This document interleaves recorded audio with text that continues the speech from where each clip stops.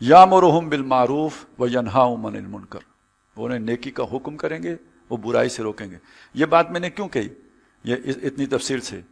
हुजूर का इत्तिबा करना हमें है ना, अगर अल्लाह से मोहब्बत है तो किसकी इत्तिबा करेंगे? नबी की। तो नबी की इत्तिबा किन उमूर में करेंगे? जो अल्लाह को पसंद है ना सबसे ज्यादा, वो पहले करने चाहिए ना। तो अल्लाह जिनको बयान कर रहा है जरा उनको नोट कर लीजिए, वो पॉइंट नोट कर लीजिए कि अल्लाह को हुजूर के किरदार के कौन से पहलू सबसे ज्यादा पसंद है। यामुरुहुम बिल मारूफ व यनहाहुम अनिल मुनकर, इस पर अगर उनके दंदाने मुबारक शहीद हुए थे, उन पर पथराव हुआ था, तो जो वो पथराव झेलें, वो पथराव गालियों की सूरत में हो या पत्थरों ही की सूरत में हो, बर्दाश्त करें। लोग मुनकते हो जाएं, ताल्लुक तोड़ें, बरादरी वाले निकाल बाहर करें, ये हुजूर की असल सुन्नत, ये इत्तिबा है असली। इसके नतीजे में भूख आए, तकलीफ आए, प्यास आए, पेट पे पत्थर बांधने पड़े, कैरियर दाव पे लगे, ये इत्तिबा है। ये अल्लाह की मोहब्बत का तकाजा है कि जो आप मोहम्मद सल्लल्लाहु अलैहि वसल्लम की इत्तिबा कर रहे हैं। यामुरुहुम बिल मारूफ व यनहाहुम अनिल मुनकर, और सबसे बड़ा मारूफ और सबसे बड़ा मुनकर क्या है जिससे बाकी मारूफ और मुनकर पैदा होते हैं? सबसे बड़ा मारूफ अमर बिल मारूफ इकामत दीन है, दीन को कायम करो। सबसे बड़ा मुनकर तागूत का गलबा है, जहां अल्लाह की बजाय अथॉरिटी किसी और के पास हो, उसको खत्म करो। बाकी सारे मुनकरात उस मुनकर से जन्म लेंगे, और बाकी सारे मारूफात अल्लाह का दीन गालिब होगा तो उससे निकलेंगे। तो यामुरुहुम बिल मारूफ व यनहाहुम अनिल मुनकर व युहिल्लु लहुमुत तय्यिबात व युहर्रिमु अलैहिमुल खबाइस, वो उनके लिए तमाम पाकीज़ा चीजें हलाल करता है और तमाम खबीस चीजें जो इंसानों के लिए मुजर्रत का बायस नुकसान दें वो हराम करते हैं। अब यहां इत्तिबा को कोई फर्क नहीं पड़ता, जो अल्लाह के नबी हराम करके गए हों उसे खींच तान कर हलाल किया जाए, इस्लामी बनाया जाए उसे। फिर भी बंदा बड़ा पहुंचा हुआ बुजुर्ग कहलाएगा। तो ये काम नहीं करते थे कि उसे जनाब कान को दूसरी तरफ से पकड़ें, जो हराम है, जो खबीस है उसे हराम बनाएंगे, और जो तैयब है उसे हलाल करेंगे। ये भी हुजूर का काम था। और आखिरी सुनिए, वह यज़अउ अन्हुम इसरहुम, उनके ऊपर से बोझ हटाते थे। इसर उस बोझ को कहते हैं जिसके नीचे बंदा दब के मर जाए, उठ ना सके जिस बोझ को लेकर। हमल वो बोझ है जिसे लेके आप चल सकें, इसर वो बोझ है जिसके नीचे दब जाएं। वो कौन से बोझ हैं? ये माशरे के रवाज, रसूमात। अब आप सुनते हैं ना, मरना भी मुश्किल हो गया है, मरने के लिए भी खर्चा चाहिए ना, तो मजदूर मर गया तो कैसे दफनाएगा कोई? और शादी जरूरत है ना, सबकी जरूरत है, अमीरों की भी और गरीबों की भी। और उसके साथ जो रवाज आ गए हैं उसके नीचे इंसानियत दब गई या नहीं दब गई? जिसकी 3 बच्चियां वो दबा हुआ है या नहीं दबा हुआ है? यज़अउ अन्हुम इसरहुम, उनके ये बोझ हटाएंगे। और ये जो रियासतें आज हैं दुनिया में, जो कहते हैं मां जैसी, ये फुफ्फा कुटनी है, ये मां जैसी हैं, जो इतने टैक्स लगा देती हैं कि बंदा उसके नीचे दब के रह जाता है। आप अंदाजा लगाएं, इस दौर में एक मजदूर सारा दिन काम करके 9 घंटे 8 घंटे 800 या 900 रुपया दिहाड़ी लेके गया, और उसने जाके माचिस की डिबिया खरीदी, उस पर भी टैक्स दिया, और उस टैक्स से बाद चले माचिस की डिबिया पे कितना आपको थोड़ा ही लगेगा, लेकिन ये कतरा कतरा जमा होकर जो दरिया बनेगा तो कोई डीसी एसी या याशी करता नजर आएगा ना आपको। ये निजाम है आपका।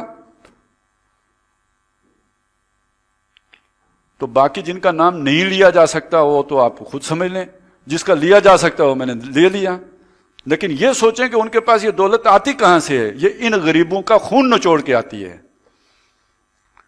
तो ये बोझ हटाए हैं लोगों के ऊपर से मोहम्मद रसूलुल्लाह ने सल्लल्लाहु अलैहि वसल्लम, और ये अल्लाह को ये बात बहुत पसंद है।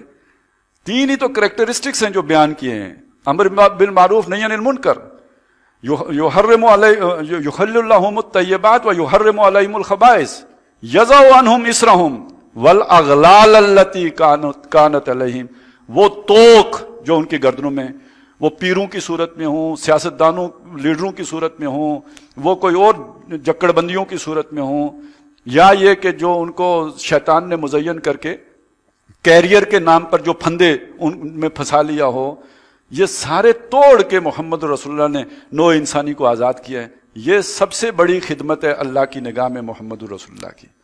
तो इत्तिबा का मतलब यह है कि फिर ये कीजिए। तो फल्लज़ीना आमनू बिही, तो जो उस रसूल नबी उम्मी पर ईमान लाएंगे, व अज़्ज़रूहु, اور ان کی توقیر کریں گے، ان کی تعظیم کریں گے، ان کا ادب و احترام ملوز رکھیں گے. وَنَصَرُوهُ، یہ کام اکیلا نہیں ہو سکتا. آپ وہ بوجھ ہٹا دیں، آپ لوگوں کے توق کھول دیں، آپ جو حرام کو ختم کر دیں اور حلال کو جاری کر دیں، اس کے لیے نصرت چاہیے. آپ امر بالمعروف دین قائم کریں، آپ نہیں عن منکر باطل کا بھیجا نکال دیں، اس کے لیے نصرت چاہیے، اس کے لیے ساتھی چاہیے، اس کے لیے مددگار چاہیے. تو جس نے اس رسول نبی امی کی اتباع اختیار کی، اس نے اس کی مدد بھی کرنی ہے.